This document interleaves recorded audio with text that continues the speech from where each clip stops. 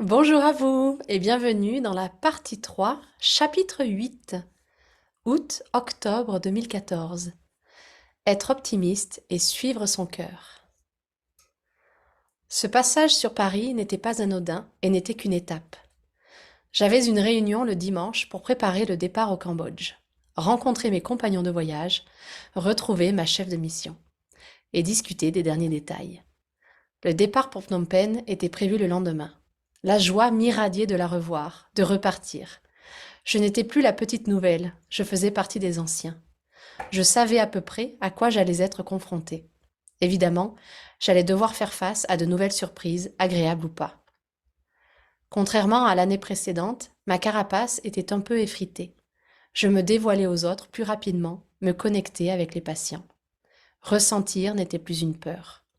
Car en me fermant, j'aurais fermé la porte aux émotions négatives, mais aussi aux émotions positives, à l'échange humain, au partage de moments forts avec un regard seulement. Un jour, alors qu'une mère se faisait examiner, elle m'a tendu son enfant. Je l'ai pris dans mes bras, étrangement sereine. Une grand-mère m'a à son tour étonnée par son énergie débordante, alors qu'elle devait énormément souffrir. Une autre m'a soufflé à l'oreille pudiquement God bless you, Dieu vous bénisse. Une troisième m'a remercié en souriant. Je ne comprenais pas sa langue, mais je comprenais son message.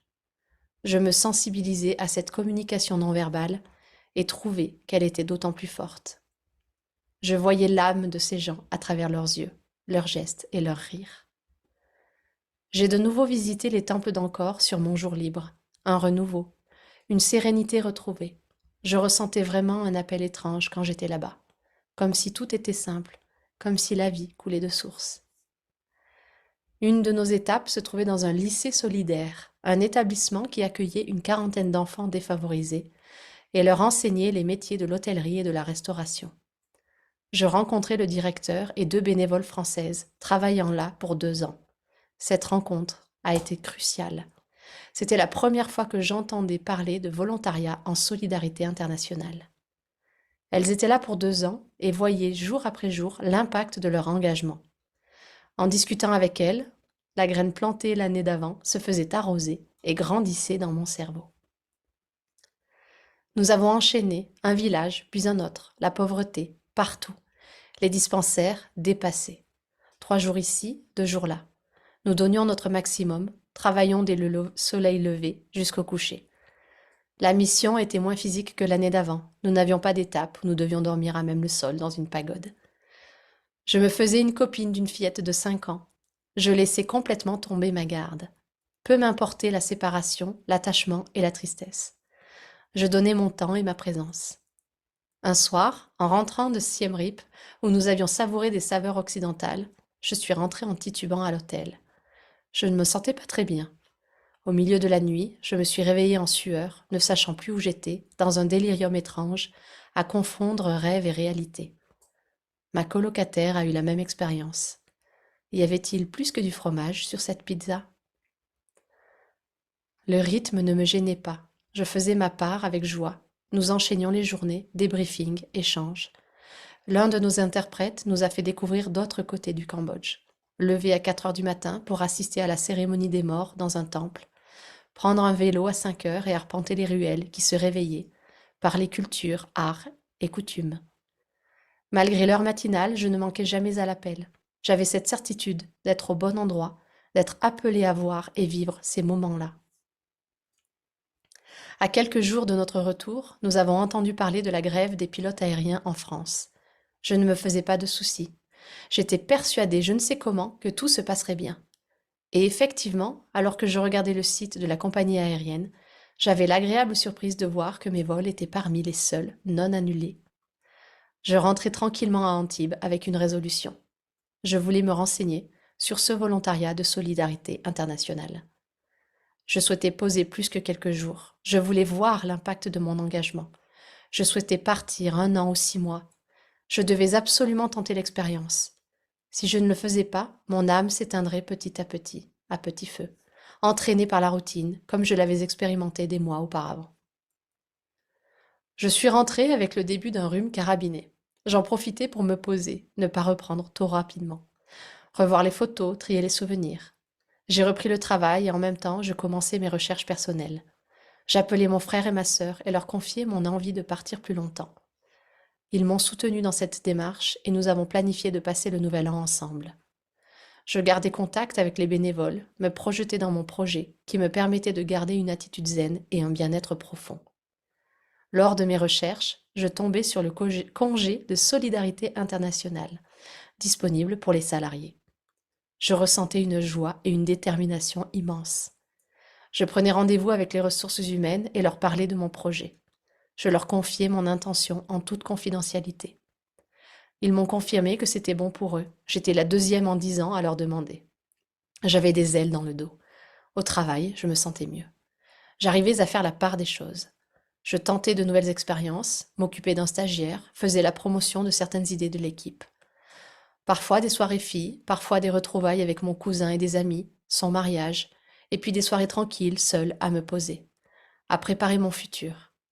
Je faisais toujours partie de l'association pour les rêves d'enfants, et je passais certains samedis à faire des papiers cadeaux. Mais j'aménageais maintenant mon temps pour quelques balades douces, certaines avec ma voisine. Je lui partageais mes résolutions. Elle m'encourageait, me soutenait et m'apportait des conseils. Elle était en plein projet de développement personnel, elle aussi. Je n'avais pas parlé de mon projet à ma mère. Je profitais de mon passage à Gap fin octobre pour avoir cette conversation avec elle. Je lui exprimais mon besoin de partir pour une certaine durée à l'étranger. D'une certaine manière, je le faisais aussi pour mettre un peu de distance entre nous, pour couper le cordon maternel, comme j'avais coupé le cordon paternel malgré moi. J'avais besoin d'elle, elle avait besoin de moi, mais je ressentais maintenant le besoin de voler de mes propres ailes, de ne plus être juste une fille. Je voulais devenir une femme. Elle a accusé le coup, elle a pleuré. Elle ne comprenait pas que je veuille partir si loin. Pourquoi là-bas alors que tu pourrais aider ici aussi? Certaines choses ne pouvaient pas s'expliquer. Je partais pour aider, je partais aussi beaucoup pour moi. Je voulais savoir si ma voix était là-bas, si cette vibration que je ressentais allait durer en partant plus longtemps, si je n'allais pas me lasser. J'ai senti qu'elle n'a pas vraiment approuvé. Cela me chagrinait mais n'entamait pas ma détermination. Je partirai dans tous les cas. J'ai également repris contact avec l'ancien patron de mon père. Je lui racontais, dans un mail long comme le bras, mes 2 voyages au Cambodge, mon travail et mon ressenti. Étrangement, j'avais envie d'avoir son avis et son approbation. Je le voyais comme le regard extérieur, mais si complice de mon père.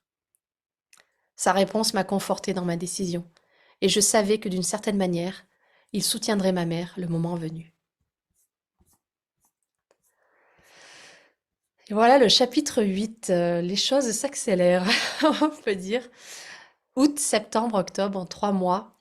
Euh, 3 mois où je vis ce fameux voyage au Cambodge et, et ce fameux moment crucial au Cambodge. Pourquoi est-ce que je suis au Cambodge? Pourquoi je me sens appelée à aller au Cambodge?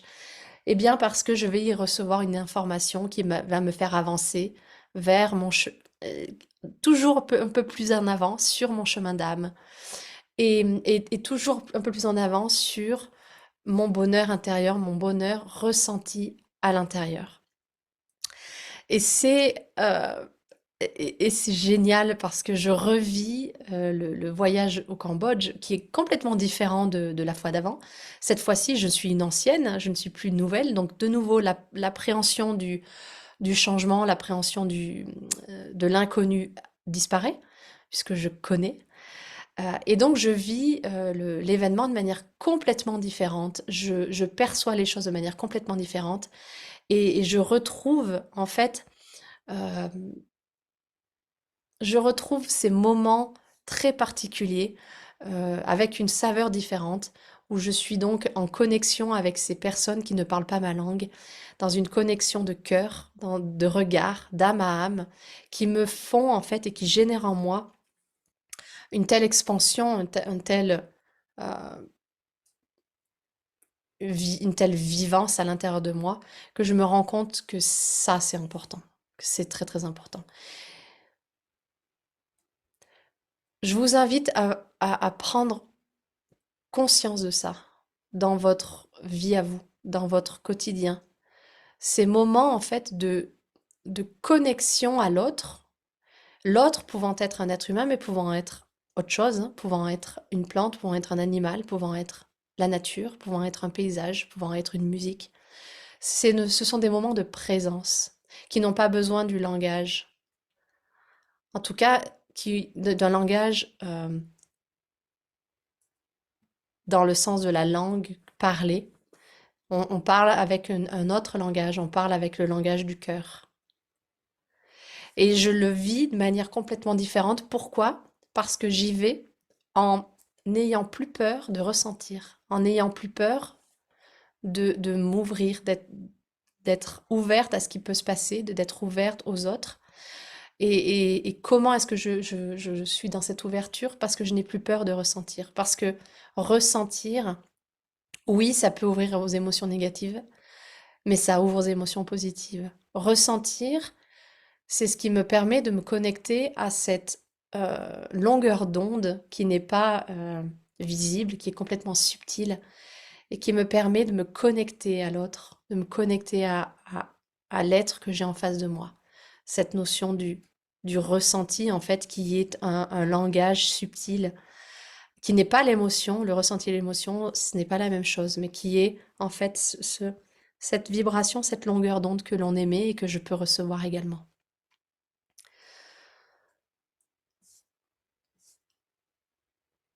L'étape, le jalon, c'est cette personne que je rencontre et qui vit, qui est là, qui est au Cambodge, en tant que volontariat de solidarité internationale. Chose que je ne connaissais absolument pas, je n'en avais absolument jamais entendu parler auparavant.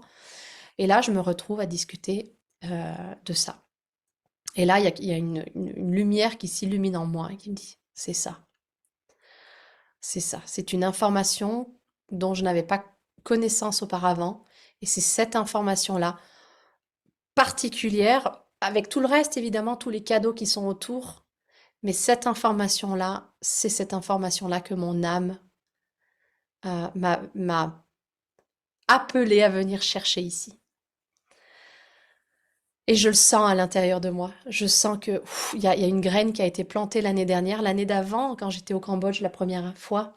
Une graine était plantée et je le disais, si vous vous souvenez, à l'époque de ce chapitre.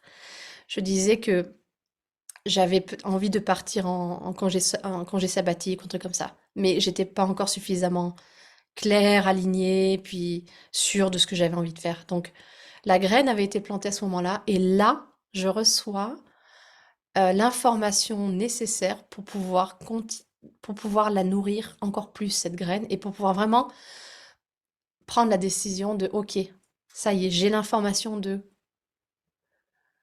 ma prochaine étape. Et c'est magique. On le sent à l'intérieur, en fait, c'est comme une explosion intérieure, comme une explosion dans le sens d'une expansion qui se crée et ah oui, oui, c'est ça.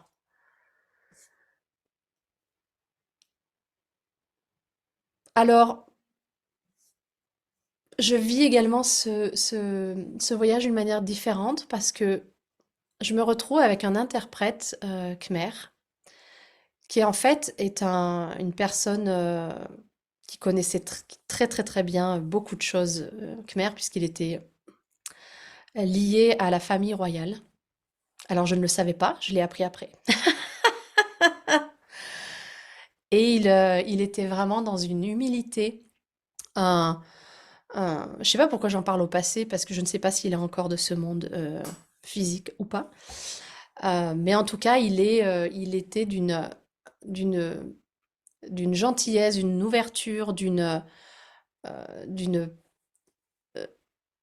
humilité et d'une grandeur. C'était magique. Et je sentais ça, quelque chose de spécial en sa présence. Je sentais vraiment quelque chose de spécial. Je ne savais pas quoi, mais je sentais qu'il y avait quelque chose de particulier. Et il nous a en fait permis d'aller découvrir le Cambodge, euh, non touristique, mais j'y étais pas en tant que touriste, mais il nous a permis de rencontrer le Cambodge de la nuit, le Cambodge au moment où les gens se réveillent, le Cambodge d'une autre manière. Et donc d'aller assister à une cérémonie des morts dans un temple, Ce sont des opportunités mm, comme ça qui m'ont permis à moi aussi d'ouvrir mon champ des possibles et de sentir pleinement que, ok, ouais, je suis vraiment au bon endroit. Oui, j'ai vraiment été appelée à venir voir ça. Et je vous invite là, maintenant, tout de suite, à mettre pause et à réfléchir, même si ça prend 4 secondes, à réfléchir à des moments que vous avez vécus et qui étaient comme ça. C'est-à-dire ces moments où, ouais, je suis au bon endroit, j'ai été appelée ici et je suis heureux de l'avoir fait, je suis heureuse de l'avoir fait. Je suis sûre qu'il y a des moments comme ça, qu'il y a des moments et des souvenirs qui vont vous venir parce que oui, oui, je ne sais pas pourquoi j'avais décidé de venir là, mais je sais que quand j'y étais, c'était parce que je devais y être. Et puis derrière, je commence à vivre des miracles d'une certaine manière, qui sont en fait complètement liés à mon état vibratoire et à mon état d'être. C'est-à-dire, dans la loi d'attraction, on parle beaucoup de j'aimais et je reçois, et du fait que, en fait, tout va bien se passer, tout est parfait, tout est... si je vibre la peur, je vais recevoir des événements qui vont me faire générer de la peur. Si je vibre de l'amour, je vais recevoir des événements qui me font euh, ressentir de l'amour. Si je vibre de la paix, je vais recevoir des événements et situations qui me font ressentir la paix. Et bien donc, tout le monde autour de moi parle de la grève des pilotes en France.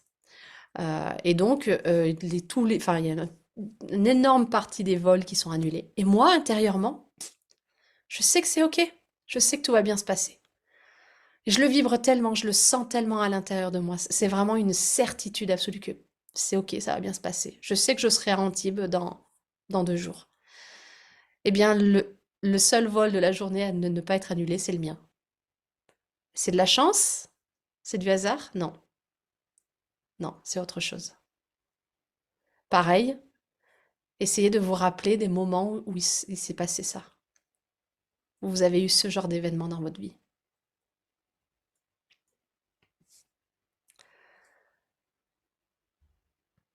Donc je rentre en France avec cette carte, cette information du voyage, euh, de la solidarité internationale. Et je commence à chercher en me disant, OK, ma situation, c'est que je suis salariée. Est-ce qu'il y a quelque chose qui existe pour les salariés? Eh bien oui, le congé de solidarité internationale qui va jusqu'à un maximum de 6 mois. Et là, en fait, c'est fluide, d'une fluidité, parce que ça s'est aligné, tout s'est complètement aligné. Tout est complètement aligné. Je vais voir les RH et je leur dis, oui, c'est OK, ils savent, ils en ont déjà entendu parler, et puis c'est parti. Et puis, je profite des moments. Le fait d'avoir ce projet du futur, puis cette certitude à l'intérieur que oui, c'est là où je vais, me fait relativiser sur tout ce qui se passe au travail. Donc en fait, mon ego n'a plus d'emprise et mes difficultés voilà, n'ont plus d'emprise puisque j'ai ce point de mire, j'ai ce truc d'âme qui est beaucoup plus fort que mes difficultés intérieures. Et donc ça montre aussi la force de l'âme. Quand on est dans son alignement, dans son chemin d'âme, dans ce qui nous fait vibrer, dans ce qui nous transporte, dans ce qui est l'appel, moi j'appelle ça l'appel de l'âme, l'appel intérieur, en fait, ça permet de prendre un recul sur les choses qui pourraient toucher l'ego, les choses qui pourraient toucher nos blessures, qui pourraient toucher ces aspects-là. Et quand ces aspects-là sont touchés, c'est parfait, parce que ça nous permet, dans notre chemin d'éveil, d'aller transmuter, d'aller transformer cette énergie qui est à l'intérieur de nous. Si on est touché, c'est parce qu'on a cette énergie à l'intérieur de nous. Et donc, quand elle se réveille, c'est génial. On peut apprendre de ça et la transformer. Et en même temps, quand on est dans cette connexion à ce chemin d'âme, eh bien, la majorité du temps, ça nous permet de relativiser, de prendre les choses à cœur, mais pas tant que ça, de prendre du recul. Donc c'est vraiment une danse, une valse entre ces deux états, entre euh, cette sensation en fait d'être complètement aligné sur le chemin dans une fluidité absolue et de vraiment savourer ces moments-là, de remercier, d'être dans la gratitude de ces moments-là. Et les moments où hop, on dévie un peu, eh bien remercier également parce que grâce au fait d'avoir dévié, j'ai appris. J'ai appris à peut-être écouter un peu plus mon intuition, j'ai appris à être plus attentive aux signes intérieurs, aux signes extérieurs, et donc hop, ça me permet de revenir sur le chemin de la fluidité. Et donc au travail, eh bien, je m'amuse un peu plus. Je, je m'occupe d'un stagiaire, je tente de nouvelles expériences. Voilà, j'ai un regard neuf sur les choses. Et puis j'ai ce que j'appellerais le détachement. C'est-à-dire que je sens que je ne suis pas définie par mon travail. Et donc, je peux me détacher de ce qui me retenait, de ce qui me faisait entrer dans des grandes difficultés émotionnelles, parce que j'étais attachée d'un point de vue identitaire à mon travail. Et là, hop, j'en ressors. Également, euh, je me rends compte que je commence à aménager des temps personnels dans ma vie. C'est-à-dire des temps où je suis avec des amis, avec des soirées, des machins, des temps plus dans ma sphère professionnelle, et puis des temps avec moi-même, des temps de solitude avec moi-même qui font complètement partie du chemin d'amour vers moi dont je vous parlais il y a quelques chapitres. Cette décision de bouger, de partir à l'étranger pendant 6 mois, eh bien, j'en informe mes proches, donc j'en informe mon frère et ma sœur qui sont complètement alignés, qui m'aident en fait, qui me soutiennent là-dedans. Et puis à un moment donné, j'en informe ma mère. Alors ça, j'en informe ma mère de vive voix, pas au téléphone, parce que je sens que ça peut être particulier pour elle. Et en même temps, je sens pourquoi en fait. Je sens que c'est parce que dans l'après-deuil, il y a un certain lien qui s'est créé plus fort entre nous. Et en même temps, je sens que ce lien, il commence un tout petit peu à basculer sur du dysfonctionnel, une notion peut-être de dépendance, quelque chose comme ça. Et c'est avec un très très très grand amour que je le dis maintenant parce que je suis dans une telle reconnaissance de ma mère, de ce qu'elle me soutient et de ce qu'elle me permet d'apprendre chaque jour que je peux aujourd'hui faire cet aveu que je sentais j'avais besoin de couper le cordon, j'avais besoin de vivre pour moi et pas pour juste être la fille de ma mère et et le pilier que je pouvais représenter après le décès de mon père. Je voulais pouvoir vivre pour moi. Et donc je lui annonce que je pars et elle le vit un peu difficilement parce elle a envie, elle ne comprend pas pourquoi j'ai besoin de partir. Et moi-même, en fait, quand je prends du recul, je ne peux pas lui dire pourquoi j'ai besoin de partir. Je ne sais pas. Ma logique intérieure, elle n'est pas là. C'est un appel d'âme tellement fort que je ne peux pas expliquer pourquoi j'ai besoin de partir. Donc, comment expliquer à quelqu'un quelque chose qu'on ne comprend pas soi-même? Je crois que la seule manière de faire, c'est de leur dire, je ne peux pas te l'expliquer, mais je sens que j'ai un appel vraiment, et que je dois y aller. Il y a quelque chose à l'intérieur de moi qui me pousse à y aller, qui m'appelle à y aller. Et peut-être que je me trompe, et peut-être que j'ai raison. Mais je sais que là, c'est tellement fort que je vais y aller. Et donc, son message, le message qu'elle m'a transmis, c'était aussi un message de mon être à moi. C'était un message de mon ego, c'était un message de mes parts intérieures qui disaient, mais pourquoi tu as besoin de partir si loin? Ben, j'en sais rien. Humblement, je ne sais pas. Mais je sais que je dois y être. Je dois partir. Et là-dessus, je termine avec le fait de me rendre compte nous avons chacun un chemin d'âme différent. Nous sommes chacun une âme différente. Dans le grand tout, nous sommes des individualités. Nous sommes tous connectés à la source, nous sommes tous connectés à l'univers, nous sommes l'univers dans l'unité. Et en même temps, nous sommes là dans ce qu'on appelle la dualité, avec une essence propre et une individualité propre. Et donc, nous sommes les deux à la fois. Et dans cette dualité, chaque âme, chaque incarnation a un chemin différent. Et parfois, vous ferez des choix, vous aurez des appels intérieurs que vous ne comprendrez pas.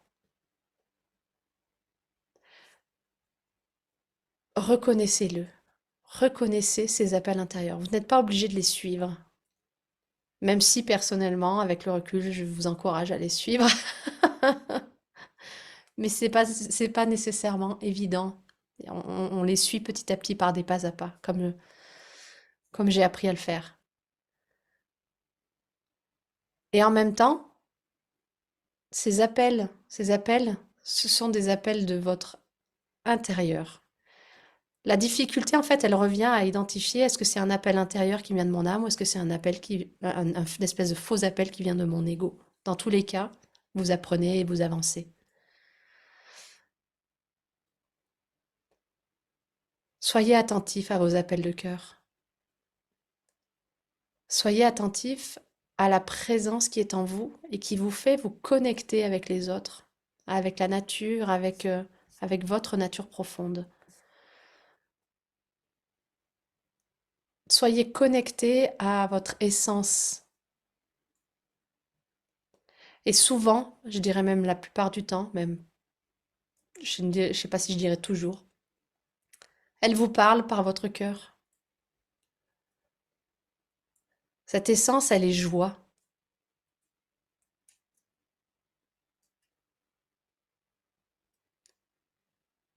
Alors, je vous invite à suivre votre cœur le plus souvent possible. Et les fois où ce n'est pas possible parce que vous en avez peur, de reconnaître la peur qui est là.